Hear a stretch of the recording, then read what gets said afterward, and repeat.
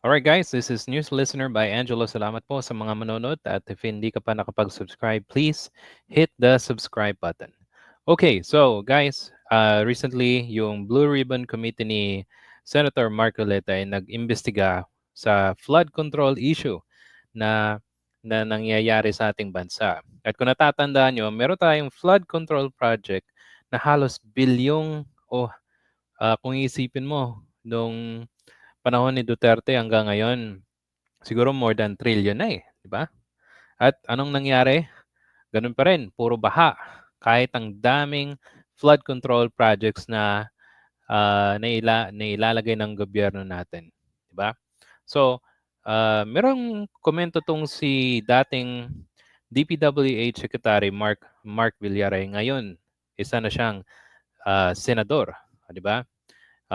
Sa 2 minuto na ito, titignan natin yung kanyang paliwanag at ah, dapat daw merong master plan.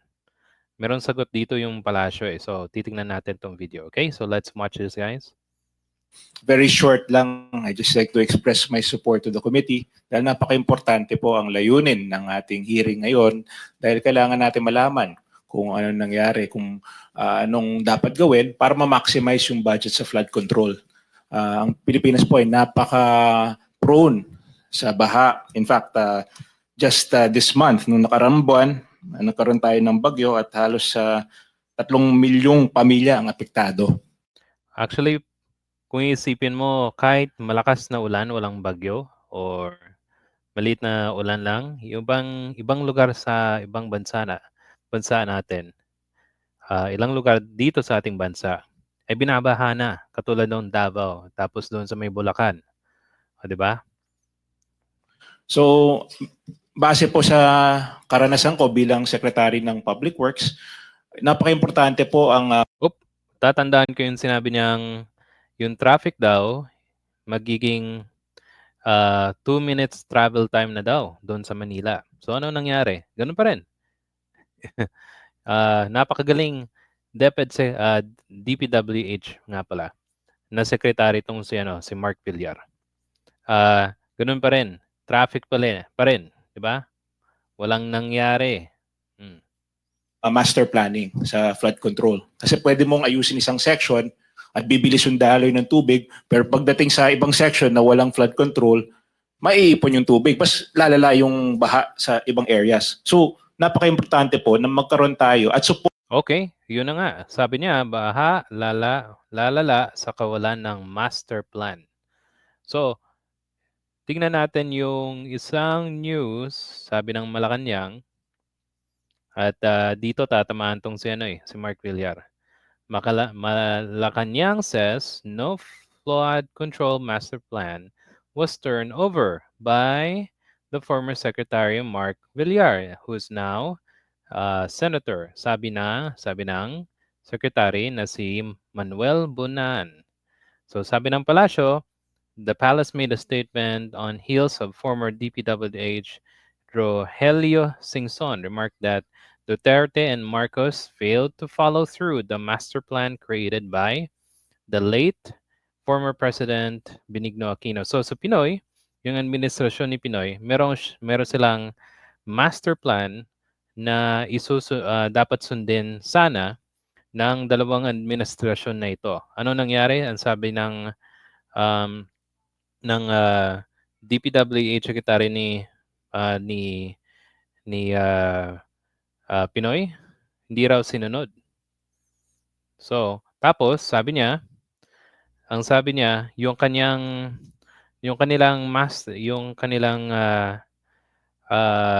mitigation plan or flood control plan, napakamura lang, 'di ba? At hindi raw binabaha. Well, siguro meron din binabaha sa panahon nila. Pero yung paghawak ng pondo, hindi siya kinukurap, wala kang maisip o matandaan na wala akong matandaan na yung flood control ay kinukurap ng mga politiko at ang baba ng budget ng hiningi ng DPWH. O, di ba?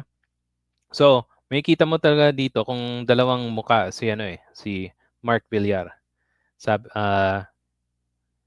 Kumbaga, yung yung bilang isang DepEd secretary hindi niya ginawa at baha pa rin. Tapos ngayon, magsasabi siya ng walang master plan.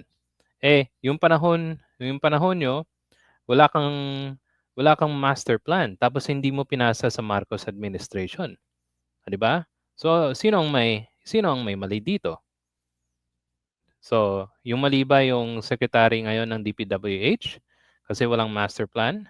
O ikaw na merong master plan na ipinasa sa'yo pero hindi mo in-implement?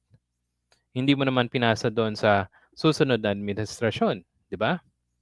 O yun. So, kumbaga nagpapakakapal muka na lang tayo eh. Kumbaga, um, naguhugas kamay. Dating secretary ka tapos sasabihan mo na walang master plan. Hindi mo nga pinasa yung master plan. O ano nangyari? O nagka-leche-leche tapos ginawa pang pork barrel tong flood control project na to, di ba? O, there. Okay. Anyway, ito pala si former Public Works Secretary Relio Singson. At I believe sabi niya yung kanyang master plan at ay ginawa doon na-create doon nung panahon nila at dapat pupunta doon sa mga magpapatuloy ito sa mga future administrations. Kaso nga lang, wala. Ah, Inalod na ng baha yung pera para sa ah, na dapat na sana'y napaka matatag,